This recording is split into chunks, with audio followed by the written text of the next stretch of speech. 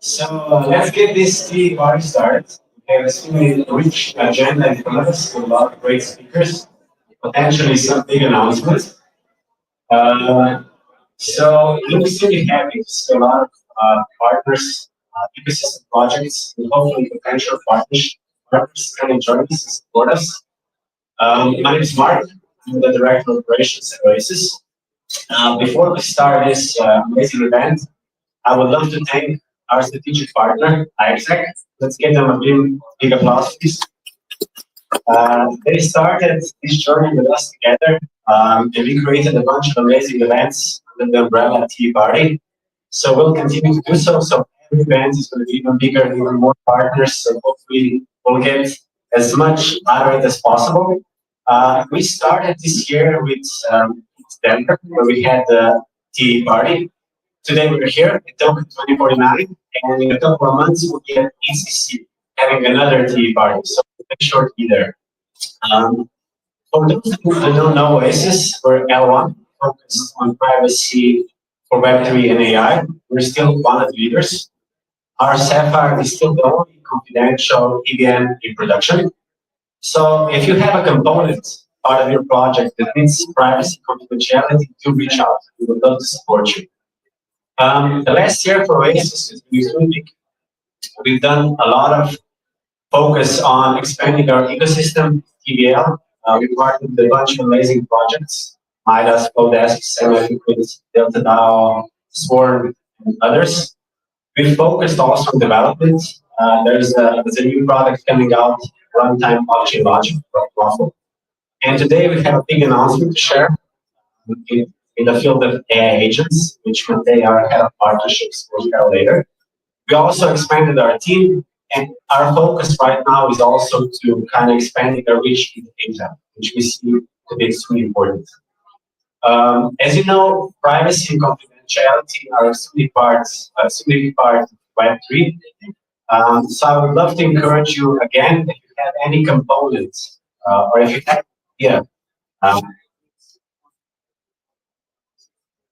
any component or an idea for a project that needs privacy confidentiality, reach out. We have a big grants program. We would love to support you. There's a bunch of us present here from Oasis today, so don't be shy. And let's make something amazing happen together. Final thing, in 2 weeks, we're going to be the main sponsor for EVM. So from 9th of May to 11th of May, join us. We'll have a bunch of our ecosystem project, a bunch of partners. We'll have a bunch of amazing props workshop. We're going to have a hackathon with a bunch of really big prizes. So make sure to be there. And with this, I would love to thank you once again for coming to the TV party, supporting us. And I would love to invite Matej, our head of partnerships, to give you a sneak peek into our big announcement. Thank you. Thank you, Mark. I think some walking all over the screen. Diana, you're going to be my Diana. You're going to be my. Yeah. So we're going to have to be moving slides manually. She already moved. There's an announcement that we're making here in Token. Shit, this is cutting out. Diana, can you go one screen back? Thank you. So the big announcement is our new AI agent called WT3. We call it the agent you don't need to trust. And I'm going to speak this. So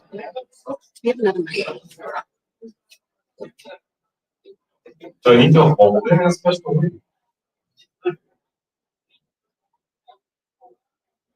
Yeah, thank you. So yeah, I think it's me. It's not my. It's not me. So yeah, I'm Matej Janisch, the head of partnership with Oasis, and this is the latest development that we're kind of working on the agent to trust. Before I dive into what that is, I'll give a quick background of how I came here. Yeah, next slide. So if you look at the evolution of the crypto ecosystem, right, there were many different crypto trends from NFTs, metaverse, or gaming, social fi, meme coins. I think were the latest phrase, but there was no trend that had such long standing as DeFi has, right? DeFi really has been constant since 2020, since launch in 2020. If you look at the chart here, the total TVL peaked at 200 billion in 2021, 2021, and we're at around 100 billion now, only rising, and I think it's going to extend. We have so here assets like RWAs, these liquid staked assets are not even counted in because those are not viewed as part of the on-chain TVL from Solana, but it's gaining a lot of traction there. And AI, right, is the emerging trend in crypto right now, and the convergence of AI and DeFi, or how it's called, DeFi AI, is one trend that we see a lot of potential there. Next slide, please. Next slide, please. So why we see DeFi AI, DeFi AI being the leading foundation for crypto, right? Participation is still relatively low, right? The users, they're not with all the different UX, user interfaces, smart contract risks. Having trouble even finding opportunities, evaluating them, right? And AI and AI agents here are the potential solutions for crypto.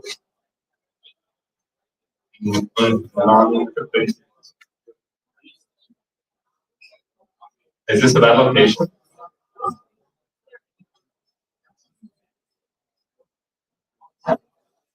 Maybe it's too close to the speaker. Yeah, I'll be here. Let's see it better.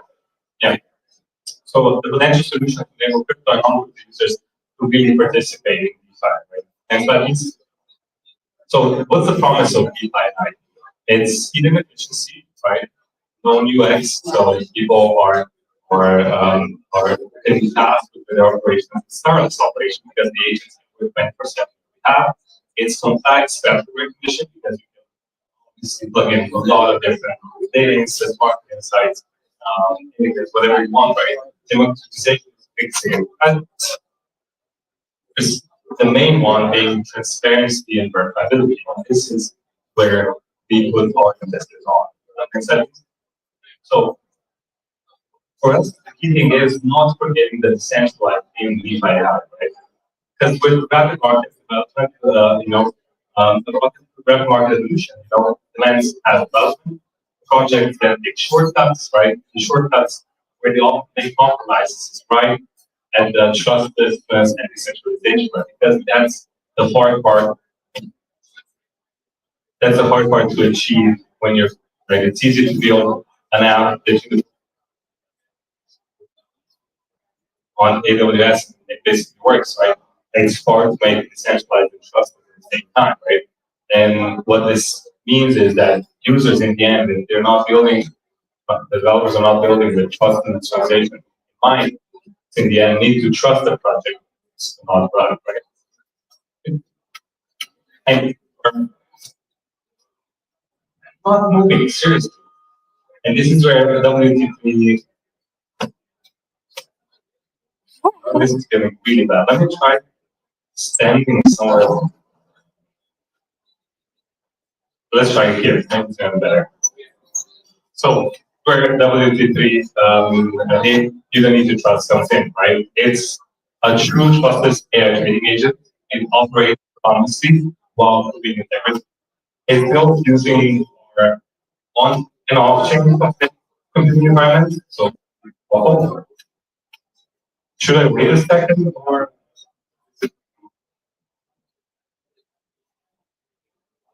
I don't know. This is called constantly coming up. Am I too close?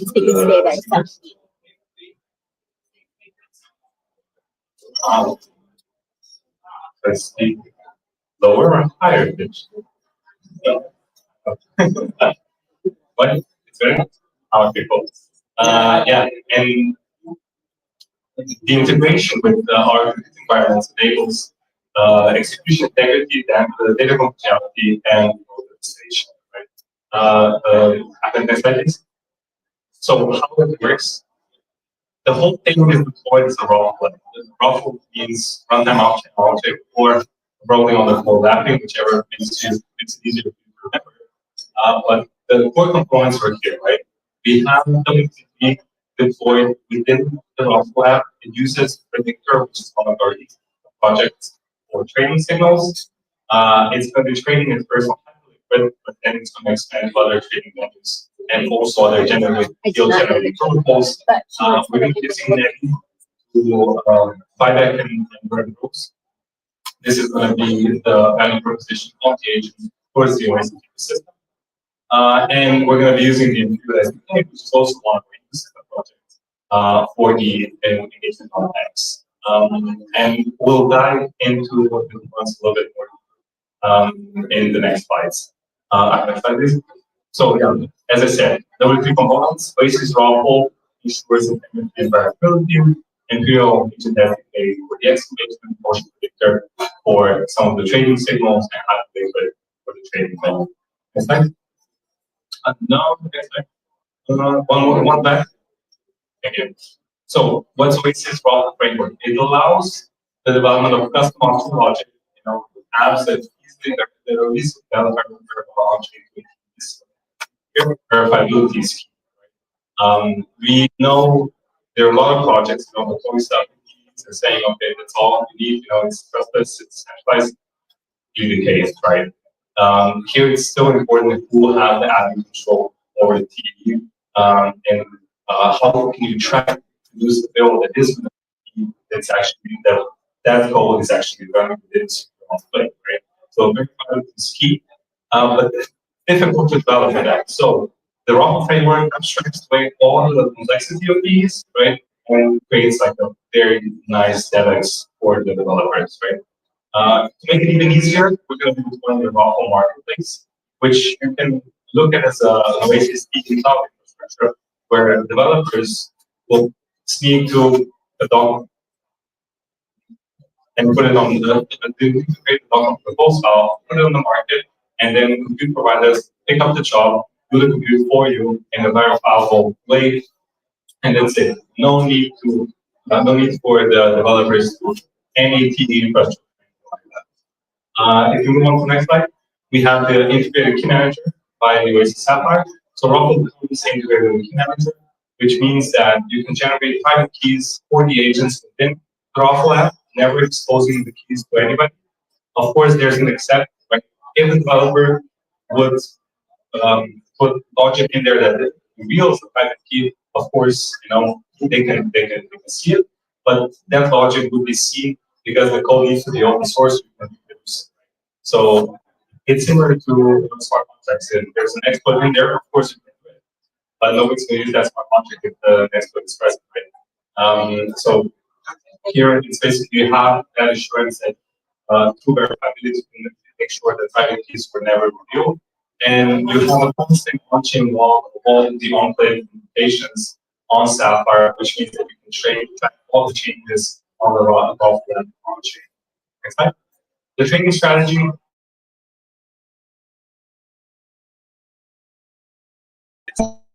It's a predictor. It's built by Ocean. AI powered that runs on Oasis Sapphire. You have predictor agents who do predictions on the crypto assets if you're going to be going long or short. You have then trading agents subscribe to those predictions, and this is where our W3 is also a subscriber for those signals. Right? And actually, savings maybe 51% or 50%, which is quite good if you know how to risk manage for your strategy. Next slide. The X engagement, as I said, is the Imperial that became. The SDK supports building your own understanding with storage systems, so you can put in text your tokens. It's actually also integrated with Oasis Sapphire for their wallet abstraction transactions, so it's using Sapphire logic confidentiality. Actually, you maybe know some background, which was another project towards the end of last year. Employee tokens figure interaction. That was powered by future Imperial Raw integrations plans and follow this. Next slide, please. So the roadmap. Right now, we initially launched the 100 gig app. So from the Oasis Foundation. So it's being liquid. We'll be using Flock to buy those. This is this first version. Then next step is going to be introducing a stable contract where people are going to be able to deploy their stable coins with the agent and participate in strategy, yield. And then the third one is actually people being able to launch their own agents, where we're going to create templates and it makes it very easy for anybody to basically take a template, create run it as a raw flag on the Raw marketplace provider. Then you're running your own agent. and you can also monetize it, right? If you have something that you want to sell, right, maybe a trading and still do that, right, through verifiability. The trading strategy is actually containerized way on the main each agent container, right? So you can have the verifiability of the agent through reducing at the same time still keep your trading strategy private. Next slide. So for future partners, Wolf is hunting for alpha all the time. If you're a project that offers market insights or vendors for trading or just any protocol that enables yield generation, with Cloud, the agent will be expanding to other protocols. It's not going to be limited to just Hyperliquid. It's like, and the key takeaways, on W3 that I want to kind of take home with is, DeFi. I see it as the new crypto frontier. Sure belongs to agents that improve privacy and improve their integrity. W3 is showing the way here, and if you can build your next agent with the framework, stay connected here. So the website is w50.ai. The QR takes you to the website. The agent on X is agent_W3. Those are my contacts. You want to get in touch. Any questions? Next slide. Okay, stop right away. Yeah. So, maybe one question. Do you guys potentially do the TFAI in games? I mean, the logic that you put on. No, it's for the family. The logic that you put.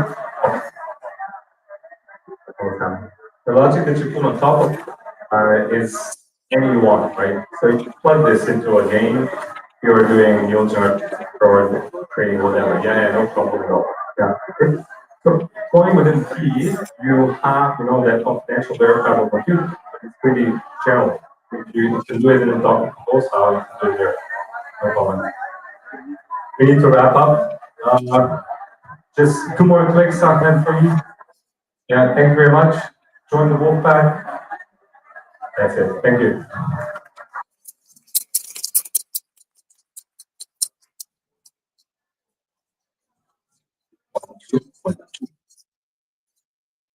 Let's talk about confidential data. Feel free to grab the seats. There is some there. Let's go. Yeah, okay. Okay, confidential computing. Start. Next slide, please. All right. For the next 10 minutes, I will talk a bit about IXSec, our journey, the important role we are playing in the confidential AI ecosystem. You will learn a lot of technical stuff, but don't worry, I will explain everything. I will break it down. DCC, what it is, and at the end, there is a quiz to win $1 million.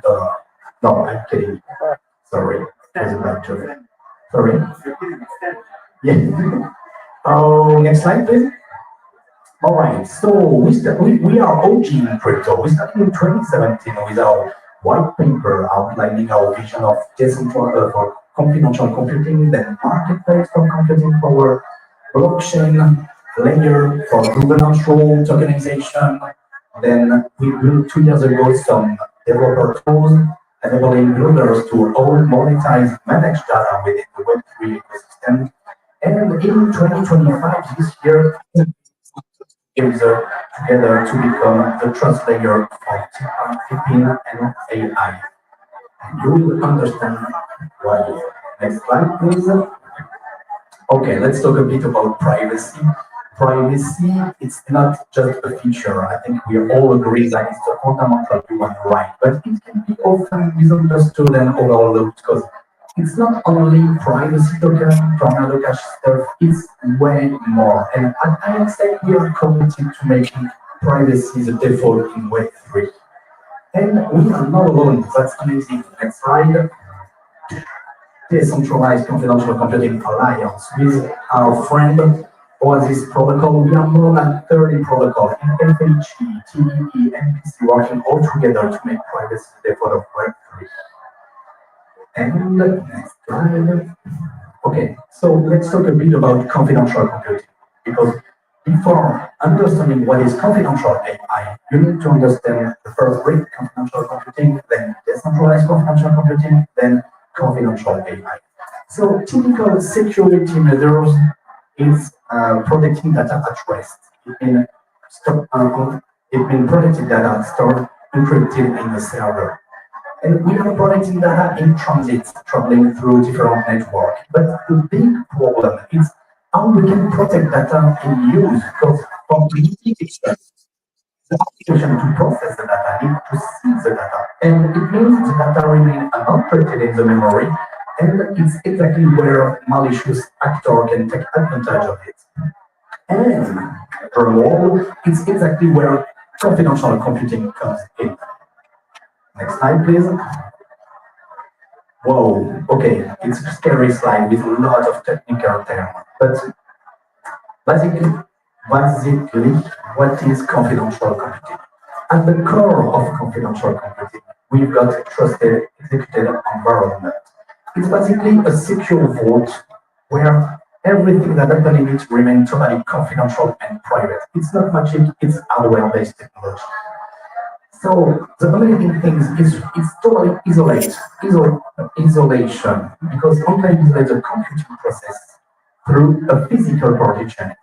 And we are using Intel SGX chipset. It's a specific chipset, and in this chipset, in a part of the memory, creates this enclave. And we've got attestation report. It means you need to know what happened in it. So we've got attestation to prove that everything that happened in it has been computed and processed in this enclave. Next slide, please. So let's talk a bit about the technology. Currently, we are working with Intel SGX chipset. So this chipset, you can run application in the enclave. There is some technical challenge to tackle because you need to make it compatible to the SGX environment. But wow, now we are working with TDX, Trust Domain Extension. It means we can literally run a virtual machine in the enclave. No more limitation. You can run whatever you want in this enclave. And what we could run in this magic enclave. Next slide. Yes, let's zoom in a bit in the IXX TEE. We are running different stuff in our enclave. We've got database because we can store some secrets, API keys, private keys in this enclave, this black box. We can run some application, what we call IXX application. We are it's a way to send email directly to an Ethereum address without knowing and storing this email. We've got an Oracle Factory, content delivery, means I can encrypt, send you some data, and you can decrypt and read it and buy it. And I think you all noticed this small logo there, ELISA OS. I will talk a bit later. I don't want to spoil right now. But we can run AI model in this enclave. So I think you see the point where I want to come, confident AI. Next slide, please. So building with confidential computing can be really tough, really hard, and you need some time to be hardcore developer. But as we are already cool protocol already, nice team, we built a CLI. I have generated kind of terminator that stronger. You can build in a minute a boilerplate, an application compatible with SGX and TDX enclave. Like literally, you run IAP init, IAP run. You've got an application running in an enclave. You just need to customize it, adding your own feature, your own process. And it's open, it's live, you can use it. Next slide. Oh, the question just after? All right. So, we know now what is confidential computing. And what we've done at IXF, we added the blockchain layer for tokenizing data and the best decentralized governance rules. It means when you are using our tool to protect and use data, you can monetize it. You can set a price. You can authorize someone to access data. That's amazing. Think about health data. I can say, oh, I got all my medical record and I authorize you to use it and process it. But you need to pay me because I love it. So you decide how data is protected, used, and who can benefit from it. Next slide, please. Now we've got confidential computing, we've got decentralized confidential computing because we are blockchain. Let's talk a bit about AI. I think you already know there is some big challenge to tackle. Who here are using DeepSeek? I see a small finger like, okay. I think we are all aware that DeepSeek, we had a big data breach, like the transfer from data, unauthorized data. And some number, 40% of organizations reporting experiencing an AI-related breach or black box decision, centralized control risks, lack of verifiability. Honestly, OpenAI, if they want to become a big, massive weapon surveillance, they can. They've got everything. So only for them, only for people who don't pay the pay plan. Next slide, please. So we know there is some challenge with the traditional AI. Just a quick reminder, what is an AI assistant, what is an AI agent? I think you already use AI assistant, Siri, chatbot. It's reactive tool. You just need to ask and they will answer. But AI agents, we are entering in a new age and it's become crazy. I think you already heard about FCP and things like that. AI agents can watch their environment and take decisions, change tools to make some complicated action. They can take decisions on their own without human triggering. That's crazy. But if you want AI agents be more personalized with really accurate answer, you will need to provide a lot of personal data. You will need to provide access to your tool like Google Mail, Google Drive, everything. AI agent will literally know everything about you. So it's exactly where privacy becomes critical. And it's why at IXF we are providing some really amazing solutions. Next slide, please. Decentralized, confidential AI. We've got the big schema. It took me 1 month to design it. No, I'm kidding. It's not me. I'm only the developer, by the way. I didn't even introduce myself. So, I'm Martin, developer relation at IXF. Go back. So we've got the AI, artificial intelligence. We've got the decentralized infrastructure, the confidential computing. And that, like in Dragon Ball Z, function, you merge it to create confidential AI, running AI model, training AI model, providing that in an enclave, in a private environment. That's amazing. Next slide, please. And I talked a bit about monetization before. The cool part is you can monetize your data with our IXF tools. Like you want to train a model with a lot of legal data you can provide. You can monetize them. Okay, 5 minutes. Please work. Next slide.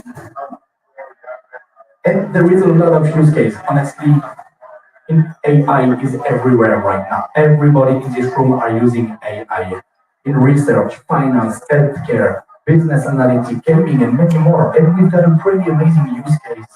Next slide, drum roll. Oh, Elizabeth. Yeah, it's a really, really good project because we are currently running a Elisa OS framework in the TDX.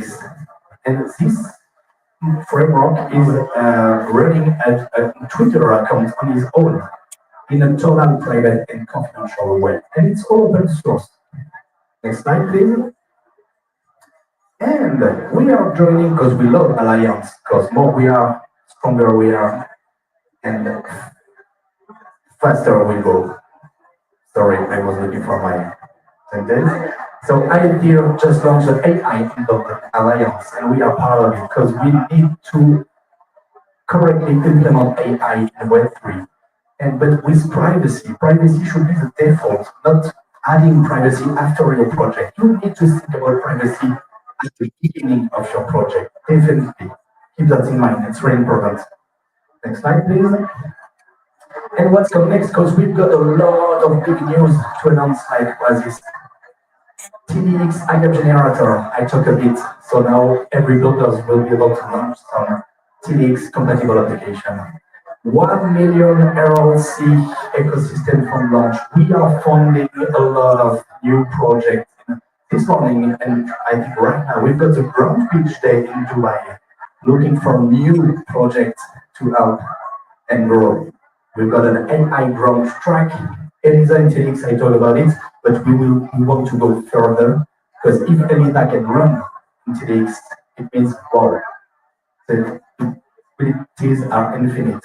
New partnership, and the big one is we are now working on deploying the IX tech stack on L2. So we are ready to conquer the L2 ball.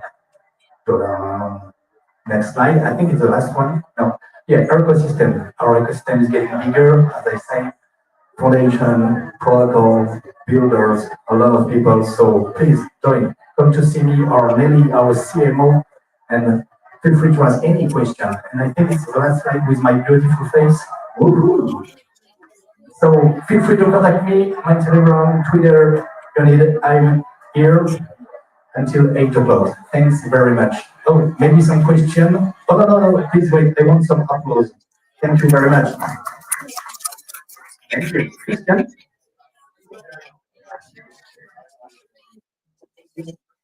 Up to technical, please. I'm the devil.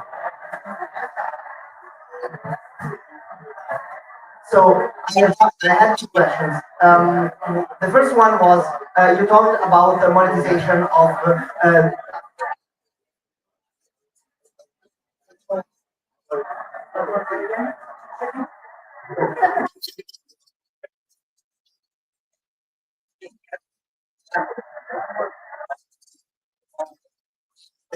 okay, of course.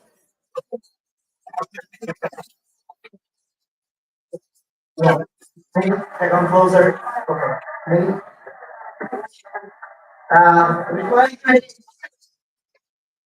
So the question was, you talked about monetization, right? So do we have to monetize that information to pay out for the space that you are providing us? Because I don't want my clients to pay for the information that I want to store in that data, right? So do I have to monetize them or? So for the end user, you don't need to make them pay. You for sure the builder need to in the infrastructure, because we are running confidential tasks. So after it's just a question about business model, like how you want to implement and you will pay, but how you want to make your client pay. And you can even thinking about using the fee of your protocol to finance the privacy infrastructure to make it free for everybody. The second question was, I saw the app, right? The one that makes you build the whole app in the decentralized space, yeah. I have my app about this. Can I integrate with the space that you provide, or do I have to build a new app based on the space? So you can definitely integrate your app in the existing one, because you are deploying a boilerplate, like you've got some file to edit, and you can bring back your all your application. And if it doesn't fit, we can provide all because we have an amazing support, technical support. So if you need help to make it compatible, we definitely are here to help you and your team. So it should not only fit really fast, like deploying it, bringing back your code, trying to deploy. Just keep in mind, like if you are deploying with an SGX ecosystem, you can have potentially some library incompatibilities because we are using a specific framework to make it compatible. But if you are deploying on TDX, well, click and it's done. Thank you everybody for the question. Thank you very much. Thank you very much. I think we are about to start the panel next. And I will call all our amazing speaker to take seat. And I will let, okay. Oh, you shouldn't leave. We have another big announcement to, okay. So it's the big announcement typically. We can maybe move. Yeah. If okay, all right. Hope the microphone will work. Yeah.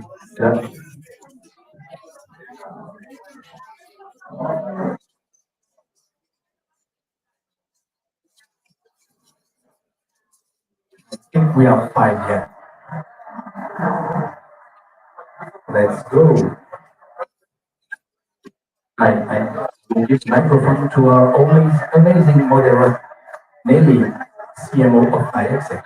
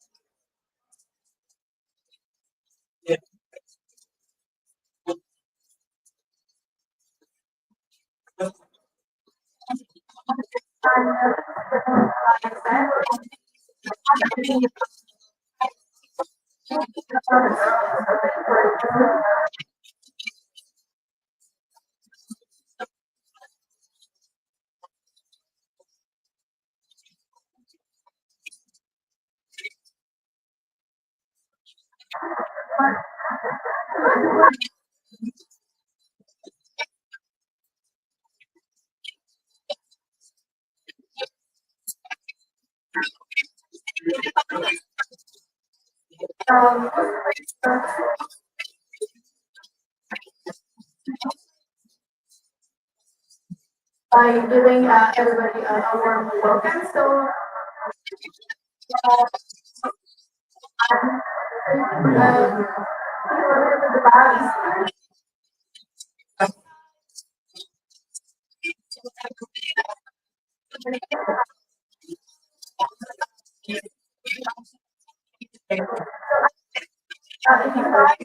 a little bit what you do and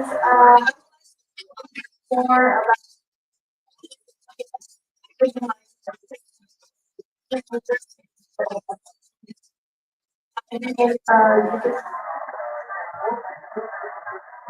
Hello, I'm Marco, head of at Oasis. We've been around for a while. We built a privacy-focused L1, and what we did 2 years ago was launch actually EVM into production. It's still the only potential EVM, and you can utilize on-chain privacy for all kinds of use cases. And then for the past years, since everyone was building AI, we're thinking, hey, how can we utilize keys for off-chain compute? It made a lot of sense because keys are off-chain anyways. So we just built a framework to connect all of this off-chain compute and verify it on-chain. And Marvin, here on their t-shirt. That's pretty much what we do. My least favorite part about this cycle was the meme agents. I didn't see that much innovation, even though I launched one myself. My favorite part is that it's over and we're actually looking into the utility of those agents, specifically DeFi agents, because those actually require some better.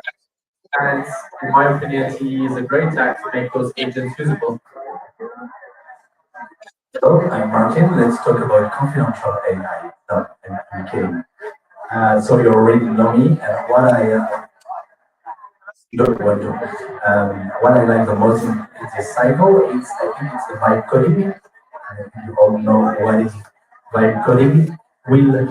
It will bring a lot of security opportunity and a lot of technical bridge. I can't wait to see which application, with what Web3 application we can build with white coding and with which security bridge we will find. Hi everyone, I'm Yannick, co-founder and CEO at Artium, and the project is which is a blockchain network for instead computing network. What we are leveraging for that is not trusted execution, but instead trustless cryptography. In our case, secure multi-party computation with semi-homomorphic. So the kind of computations that are performs are included on-chain computations on existing blockchain networks. The first network that we're supporting in that regard is Solana. We are actually moving to public test.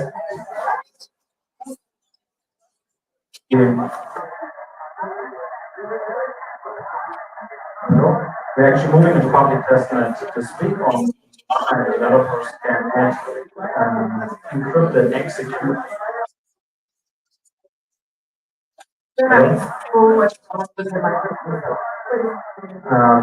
Encrypted. Encrypted execution and encrypted state to their applications without having to understand any cryptographic principles. And what we're also doing in the context of AI is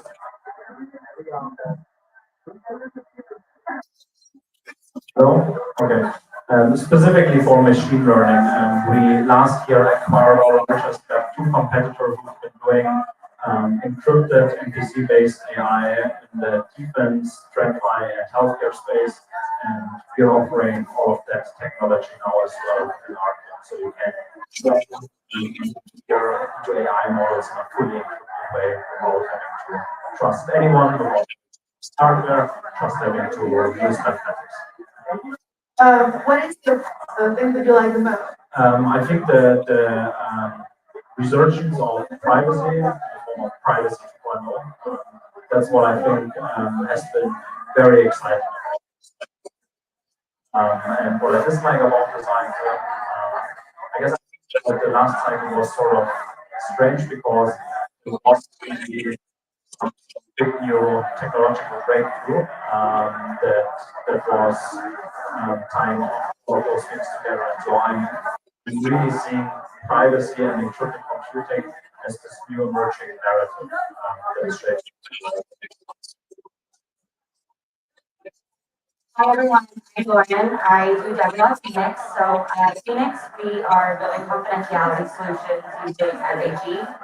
For primary FAG, fully homomorphic encryption is an encryption mechanism that allows us to do computations over encrypted data without first decrypting. So this means that your information is hidden through execution and during the entire life cycle.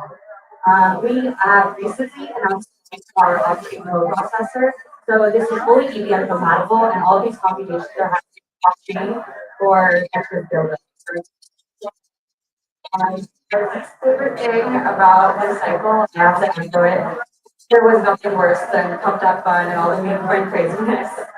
And my favorite, yeah, I mean, it is so very exciting to see how people are already getting really hyped about it. We're starting to see the real need for it, and it's becoming much more of a conversation in the cycle. So, yeah, we have to.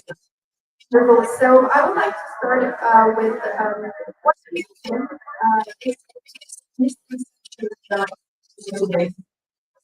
Yeah, I can take this one.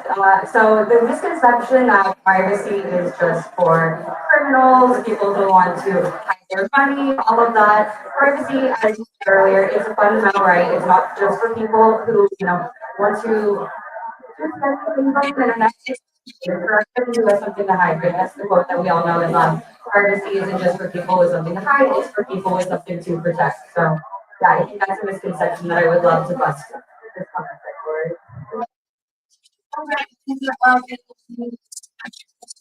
So we all you have your right? So I would like to know what is the actual feedback of the users about privacy? What is there about their identity? Mm, from one more the wallet activity, what is I think, in my opinion, privacy tech are too complicated. We, we make a game. Each time the microphone cut, you need everybody say, yeah! Okay, like that I'm sure that everybody is listening carefully or be careful.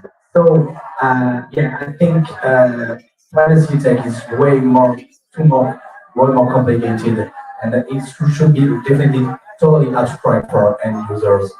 So, yeah. So I really think that the question that we have to ask that question really shows where the problem lies. It shouldn't have to be the task of some end user to worry about privacy. And I think that's also one of the big reasons that I try to see privacy not as this sort of political thing where it's about protecting the individual's data, because at the end of the day, I think what we've seen in Web 2 is, and in Web 3, that people will not go out of their way just to achieve privacy.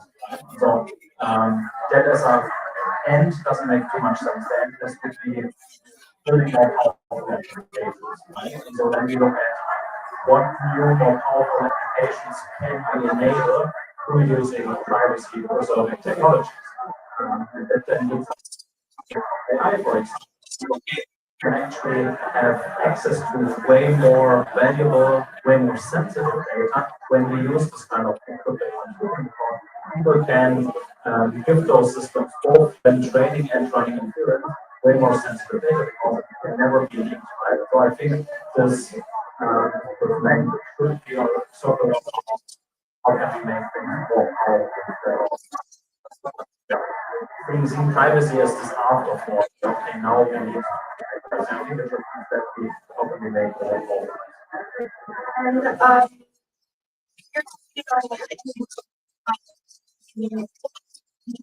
and your monetization mechanism for privacy is people building it, using it. What would be the ideal monetization or the market fit for a transfer? Similar. I think it's a bit of a broad question.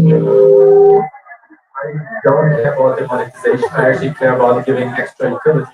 Like if you give someone privacy, but they lose content you ask, like for example, a private chatbot that I'm really looking forward to using, but then inference takes me 10 seconds to get a response, and it's simply not worth it. So for me, privacy really needs to be on the same level as an application without privacy. And then what the monetization will come by itself because you just provide extra value. The question is more like how much utility can you lose?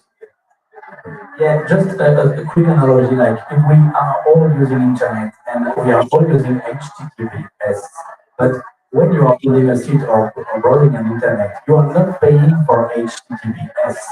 So it can be free at a certain level, but you can, if you are a big company and need more protection, you can add some layer to pay for extra security. So yeah, so it's just a Okay, so we all are using different tech technologies. Here we have Teams, we have FBC, we have image. How do you balance offering this level of privacy with performance for the end user?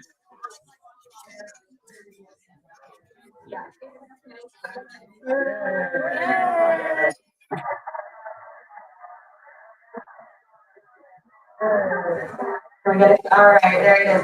So it is no secret that FHE is very computationally expensive. We know this. So just talk really loud in case it cuts out. You guys can still hear me. Okay, so the way that we balance this is like you have certain trade-offs that you have to choose, right? And so knowing that FHE is as computationally expensive as it is, what is the argument to use it? Well, if you're trusting not hardware, not a certain set of collaborators that all must work together in order for So this is important because like think about it, anybody here who owns a computer knows how kind of dicey it can be to trust a piece of hardware. So it's just a consider in the development process. And so we have some T's here, so you trust that, there's the vendors. Again, I care more about utility. Like, can you use it today? Can I build an application that's going to scale with it today? So of course, if at some point FHE, CK doesn't matter, are more performance, then of course, why not use it? So I don't think anyone is opposed to using it. Like especially like we always look at it from a very practical view. Like we have built the blockchain, we use TEs because it currently works really well to enable on-chain privacy and also verify compute. Already it gets a bit more dicey once we try to run LLMs in TE environments. NVIDIA has their own confidential compute. We're working on it. But at this point, we can't switch to any other privacy tech if it's performant enough. So we should always look at what works and what can you use today. Yeah, that's also, I guess, the reason why at ARC.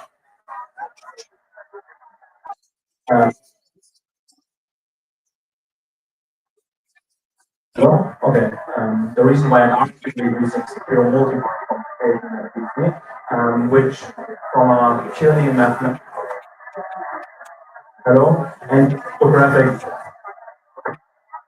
standpoint is very closely related with fully homomorphic encryption. So it's really a purely cryptographic solution, and it sits between, I guess, performance-wise, plain text execution and FHE. So we are many magnitude more performant than FHE, but the trust requirement that we're introducing basically with Archium is that within a set of participants that run a computation, let's say 100 participants, there exists one single honest participant. And the trust assumptions that blockchain that are operating on mainly are there's some honest majority. There's dishonest majority with one single honest actor. That's the entire trust requirement you need with Archium, and you get very performant encrypted execution with some additional accountability protocols on top of that. And I think model-wise, you really need to consider the use cases and the type of data that is being processed. Because with trusted execution, name already indicates you introduce some very heavy trust requirements into a supply chain of hardware manufacturers, software vendors, but also things like signing identities that sign the measurements of enclaves, what we've seen being exploited in the past. So it really depends on the use cases, I guess. The use cases that we are facilitating with this kind of computing decentralized protocols that require only technology that can function in a fully decentralized setting, so there isn't any specific actor that. Sure. Hello. Or should firmware updates? Thank you.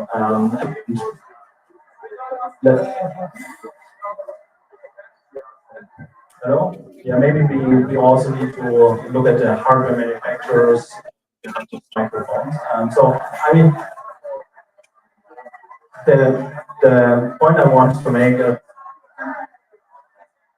we are not introducing. Yeah, we're not introducing a trust requirement, but instead purely cryptographic and. In terms of adoption, where do you guys see DeFi? What do you think? In my opinion, I think it's first DeFi because it's one of the major ecosystems that would really make some money with users. Oh god, there is some users. So yeah, I think it's first DeFi and for sure yeah. It's like real life lagging. I do agree it's DeFi. So I'm generally mainly looking at the AI space. So I look at how agents can benefit from privacy, generally not too much. So that's why I do focus on verifiability, which I think is very closely related to privacy, especially in our case.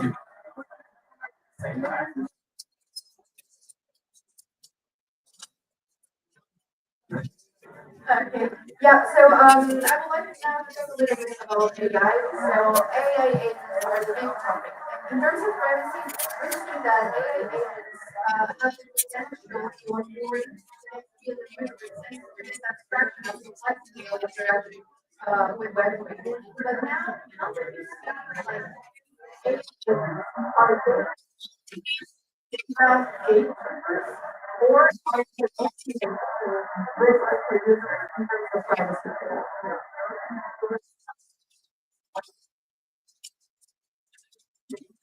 We will try as well. We'll just need one quick break to switch from the old mics to the new mics.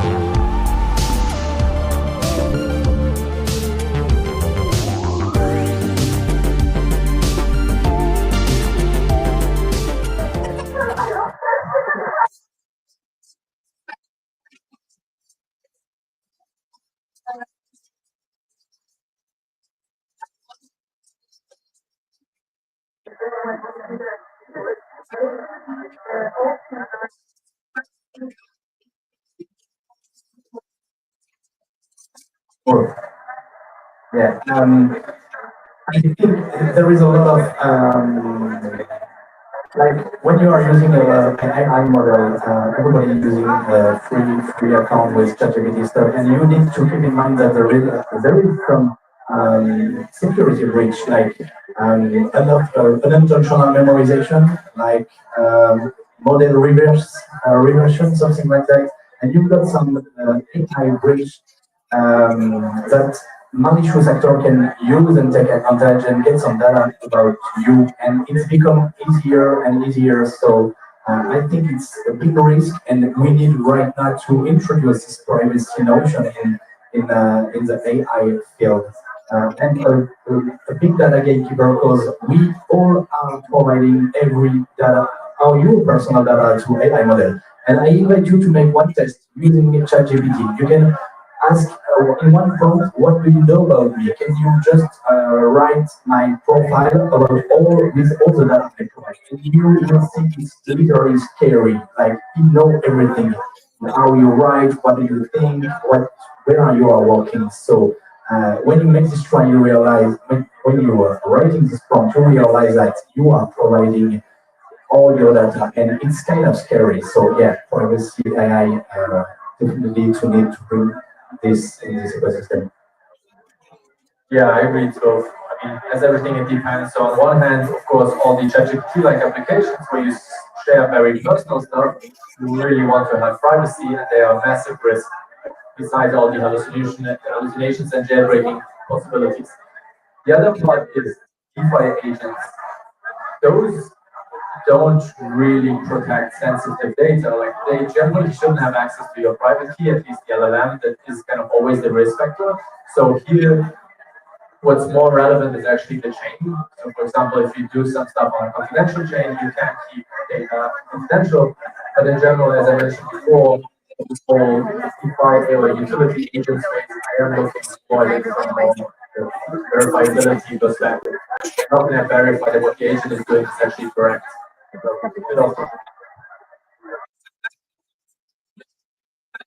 In general, I think there's huge opportunity by building systems that not just function over when running inference private data and running in a privacy preserving way, but the models themselves stemming from encrypted private data, right? So encrypting not just the inference, the agent that is running, but the entire pipeline, the source of where those models come from.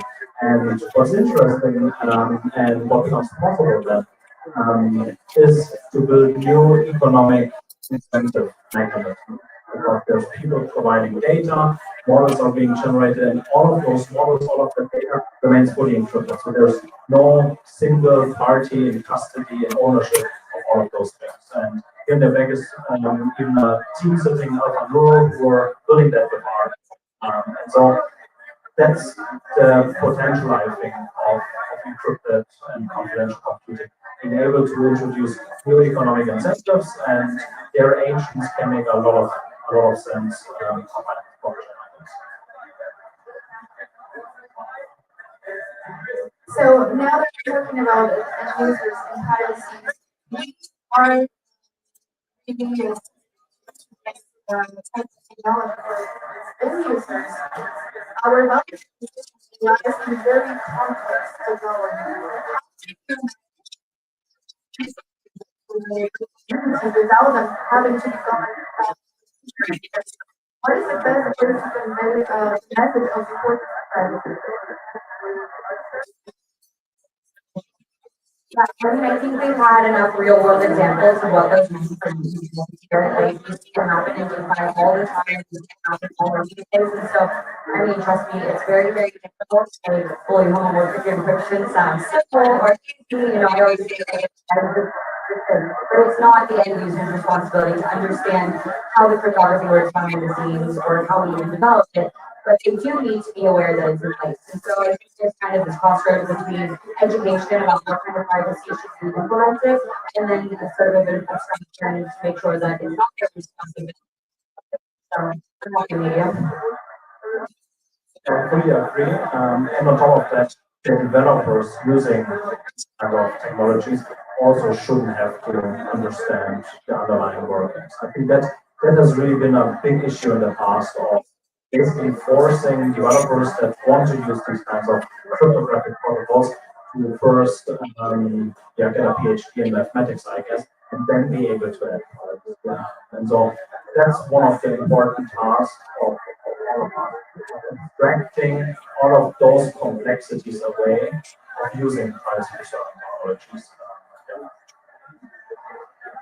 And one thing about, I think we need to educate for sure really early about what is privacy, but there is a lot of protocols that over market privacy. A lot of marketing around privacy, in my opinion, it's not a good strategy to educate people because it sounds like commercial with an announcement. So instead of privacy and marketing, it's more working on educate people and not around your own tech, just like provide some educational resource to teach what is privacy, how it works, why you need privacy, and then after you can push your tools, your protocol. I remember I think in some conference I heard the notion of privacy of confidentiality of data. And that also sounds like really, really good. I got it. So to end, I would like to know what do you see privacy that moving to? Where do you see privacy in the next cycle? And where would you like it to be? Just before answering this question, sorry, I hijacked the microphone. I would like to make a survey. Who really care about privacy? Because it's the topic today, but who are really willing to pay? Really, be honest. Who care about and who are willing to pay? So I think it's now we need to really ask a good question about what we are providing and about where is privacy in the future? The next cycle, I think we as a privacy tech provider, we have a mission and we need to make, like I said before, privacy by default. So yeah, educate users to add privacy at the beginning, and definitely, and as I say, with AI, we will and vibe coding stuff. We will have a lot of security breach, and I have some friends working in security research, and they are so happy because they will make a lot of money. So. So yeah, we need to keep in mind that AI is really cool to build some stuff really fast, but we need to add this privacy layer way before the builders start doing it. Nice. I want to copy paste. It should definitely be privacy by default. I want to see privacy get to the level of security, not related to vibe coding. But when I use Adapt, I kind of just assume, hey, it has been audited, multiple people have taken a look. I don't remember the last time I checked actually an audit report before using something. I think that's kind of the goal that I would have in this privacy too. I think what we'll see is that computational privacy is a prerequisite for adoption of blockchains.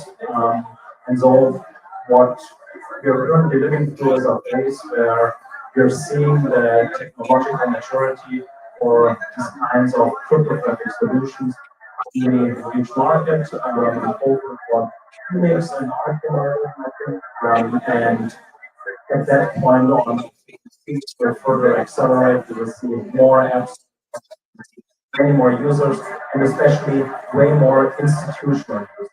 We will involve more institutional users in the financial setting, but also, I think that's interesting in the AI and machine learning data setting because this kind of encrypted, decentralized computing on its own is a use case that, and we have a few partners we're working with who are using that. That in itself is so powerful that companies are using that technology, not caring about blockchain coordination technology, only caring about the privacy aspect. So I think that speaks for itself. Way more adoption through privacy. I honestly could not agree more with you guys. Privacy as a default is so, so important. And institutions, right? Institutions will not come on chain until there's some sort of semblance of privacy that is guaranteed to them and auditable to them. So yeah, in the next few cycles, I would love to see more institutions come on chain. I would love to see privacy unlocked, never seen before use cases like in DeFi and even beyond that with RWAs and identity management. There are just so many areas that privacy can make an impact in. And so I think starting to see these fold out through the next few months is going to be really exciting.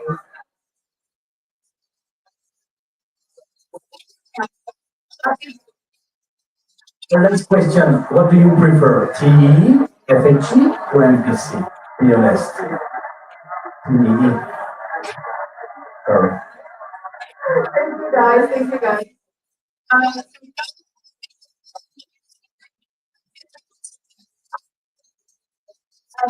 Do you have any questions?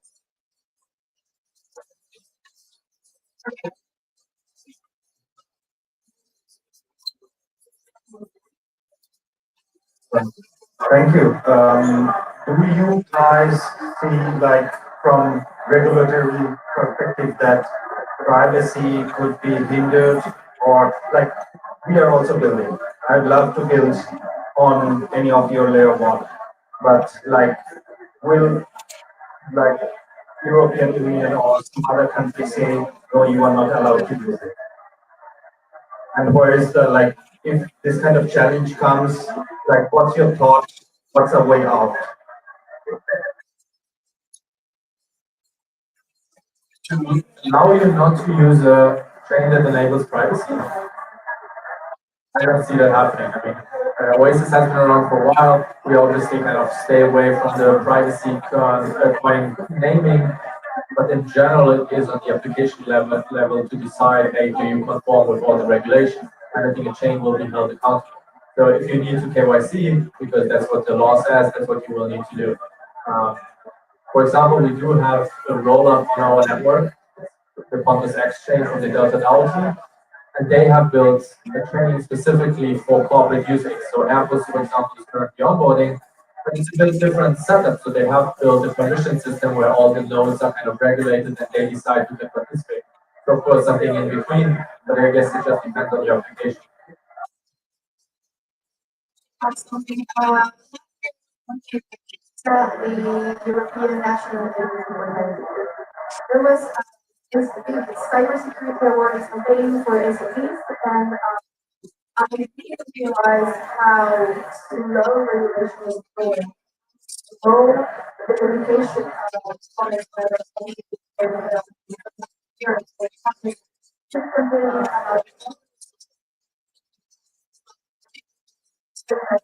last year delivery, so we have like the people inside the company who didn't bring this message to us. It was just about and in a social engineering. And if we see this companies cannot afford to have the education because they go in bankruptcy. So what I think is that this technology makers and innovators who help these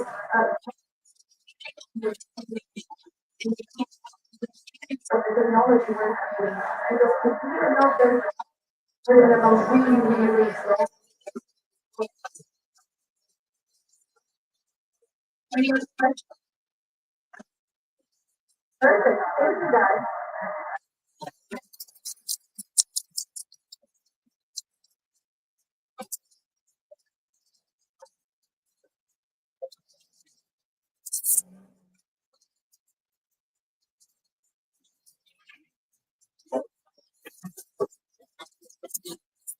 Yeah, it's disconnected, but unfortunately, I'll hit the volume button. Sweat.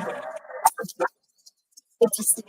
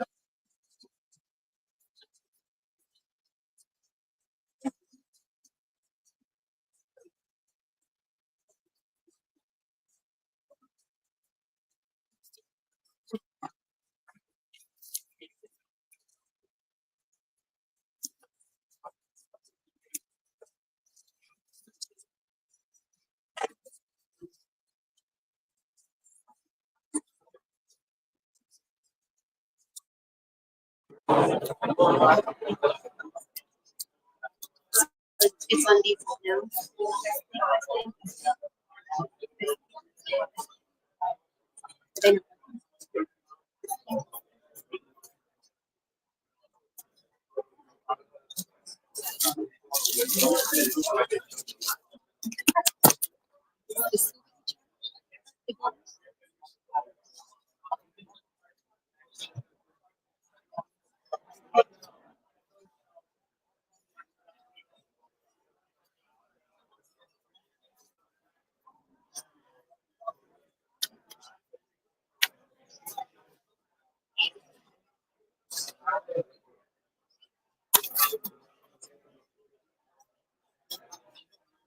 So I need to plug.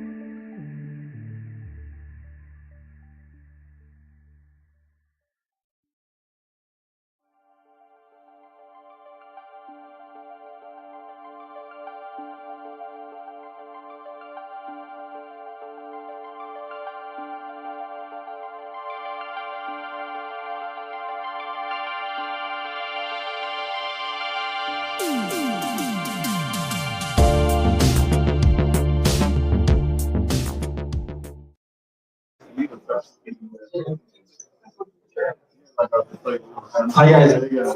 Well, hi guys. Today we will speak about Diplomacy. So Diplomacy is a sovereign cloud and we give you the full ownership of your data. Our vision is like we serve every company. Normally you use the consumption points, Google Drive to store your data. But with the solution, you don't own your data and if they are down, don't get access to your data. With our solution, basically we give you all the ownership of your data using the blockchain. So we use the blockchain to crypt your data and store the data directly in the blockchain. So you have an interface like Google Drive to put your data, upload it, and after you can use like a normal drive, you have Google Docs, all that stuff, but also if the drive is down, you still got access to the data because it's published in the blockchain and encrypted by your wallets. The fundamental team is like Gaspar is our CEO and Moyan the CTO of the project and manage all the IT. And for the history about the company, we start to like just see who are our customers. So we are more focused on the B2B parts and we collaborate with like notary, lawyer, other accountants, all that kind of people, and we do just small strategic one, a lot of money, or 50K with that kind of people. For the investment, and now also we start an investment a new one, the investment about 1 million. A target valuation is 8 million. And we just give like 12.5% of our capital. Our goal is to focus about 3.6 million revenue at the end of the year. We already have all our customers, so just like target we already see. And we have two business model. Business model is by API. We sell API to some company. And the second business model is SMB Cloud. How SMB Cloud model is basically like we give you access to our drive, you pay by user for your company, and average price is around like 2K for a small company. Thank you for your speech. It was very short because like we're a little bit late. But if you have some questions and some stuff, tell me. Anybody have a question? Thanks a lot.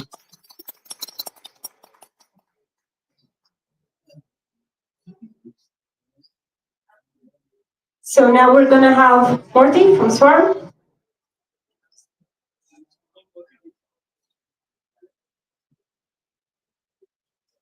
All right. Hello, everyone. I'm really glad that you're all here because I wanted to talk to you about your car's extended warranty. Actually, from Swarm. So my name is Morty, co-founder and CTO of Swarm Network. I have over a decade experience on AI and machine learning, having built AI agents pre-ChatGPT era. And today, I would like to talk to you about the concept of truth. That's why all of us hate the truth, and we don't even know about it. Let me give you an example here. So, 45 people, or 80%, approached it full of regrets. This is a study, by the way, from 2023 to 2025 from Michigan University, conducted over 10,000 people. And 60% trace those regrets to chronic illnesses and diagnosed by the hospitals directly. And well, if you want to know the chronic illness worldwide, 3 in 5 marriages, or 60% end in divorce, and cites as a major driver of a chronic illness. And 8 out of 10 divorces are triggered by financial stress. So you can link here. If you have financial problems, you die with regret. Well, why is it so tough, right? Why don't we like this truth? Well, it's not because it's sad. It's because we cannot verify it. We cannot, like, as I'm expressing it, as I'm delivering it to you, there is no way for you to verify this information. Which, by the way, all of it was lie. And none of it was actually true. And that's the whole point. You need to have a system to be able to verify these informations. Well, people say, okay, let's put up a couple of people to give us this information. And then you're like, okay, you just created news agencies. And you would get Fox News, CNN, journalism. I'm not going to say why they are unreliable. And you will say, okay, let's do citizen journalism. And then you get, you just create a social media, Twitter, Reddit. And we all know, for example, these are all based on the algorithms that drive the financial of the platform. So what you get out of those is Twitter, which is far right, or Reddit, which is far left. So what can you trust? And the worst thing is that AI agents, when they came, this is a fact, by the way, you can check it. AI agents boosted the misinformation spreading by 1,000 times. And so the question comes to mind, what can we do? Well, it's simple and not. So we could use the same thing that is spreading misinformation to power us to verify the truth. And if that's so, then why no other people are able to do that? Why are they being used to spread misinformation more than being able to help to verify it? Well, because it's not easy thing to build for average Joe. You would need a team of developers, few weeks or months to conduct that thing. And so what you would need to have is basically scalable agents that are being able to, you will be able to deploy it in a matter of seconds. You don't have weeks to be able to verify any information. Well, basically, the streamlining, this is an upgraded version of all of the agents that you can use right now. You have to be able to think about the process, like what is your purpose? And then if you can think about it, you can prompt it. And once you prompt it, you don't want one agent to spawn because you will get a jack of all trade, master of none. And hence all of these AI agent builders that you can see out there, basically useless. So you want to have a bunch of different agents that cooperate with each other, hence a swarm. And also you want to be incentivized as well as your agents be incentivized. So you want to launch a token for your agents as well. And then from there you just govern it and grow it. And what you get out of such a system is an autonomy. Each agent will be self-aware, and they are possessing it. They don't possess a complete view of the whole process, right? And that's why they are incentivized to collaborate more than try to fix a task that they don't really know how to. Hence, like you see all of this hallucination with agents.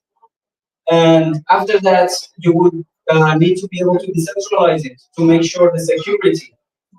Teams, for example, is one of the good way of making sure what the security is for. And also letting everyone else know that what your agents are doing. And they will be able to self-organize. Once you have this system, they will be able to self-organize, and you will be able to see and follow the pattern and upgrade them, or even allow them to self-upgrade. And so, why no one built it? Well, it is built, and we saw this opportunity, and we built it, and it is available on our agent builder platform. It's a no-code tool that allows you to just make a prompt, spawn multiple agents. Each agent are specialized in one specific task, and they have specific tools, and they cooperate rather than fight with each other and disagree with each other. Oh, I'm sorry, I didn't notice that. Now, these agents form together, form a cluster. Clusters, you can think about them as a team in a company. And teams can form together and can join together and form a swarm. You can think about this as your company. And your company can have the asset by itself. So all of that will be available in the agent builder as well.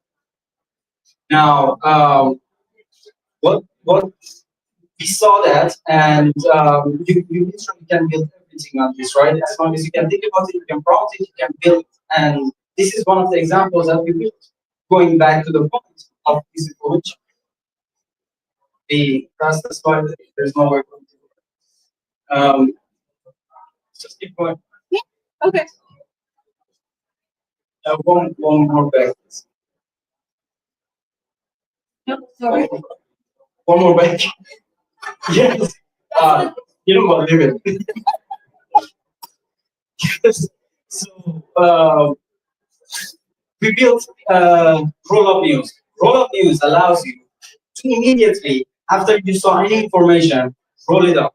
Just it is live in Twitter. So if you just go and see any thread information in Twitter, just reply to it. Roll up news, roll up. And within a few minutes, it will give you all of the answers. And the way that it works is that it sends the content to the cluster. And then the cluster, each agent are responsible for something. And some of them are responsible for breaking down the claims. And then the content to claims to atomic claims. These are really powerful examples of how you can actually verify the truth. And we have researcher agents that are all spawned independently as well within the cluster. Now, you would say, okay, truth protocol is one of them. What else can we build? Well, anything that you can think about. Hyperdynamic prediction markets. cross-chain data breaches, sustainable supply chains, and ESG compliance, or real-time journalism and fact-checking, like all of these, can be tuned for your own use case. The whole team working for you. Now, I would like to give a shout out to the team and advisors that were instrumental on making this happen. We have a team with extensive experience in AI and blockchain, and with a huge international KOL networks and individual networks. That's how we could understand the problems and solve it. And we have built multiple successful projects before, and this is the golden crown. We have advisors from Crypto Republic and Senator and University of MIT. By the way, Dr. Mark Twain is the only professor in the world that works on collective intelligence, that teaches collective intelligence. We have contributors from Binance and Google Cloud and Ethereum and so much more. And we raised just under $10 million for this. And I would like you to try it. And next time, when you think about that you want to build something and you don't have the ability or you don't have the resources, can an agent do it? How about multiple agents? Can I talk about it? Then you can build it. Thank you. Thanks everyone. Thanks for tuning in. And I would like to now invite you to go grab a drink at the bar. And we're gonna start serving food as well in about 15 minutes. So I hope you're hungry.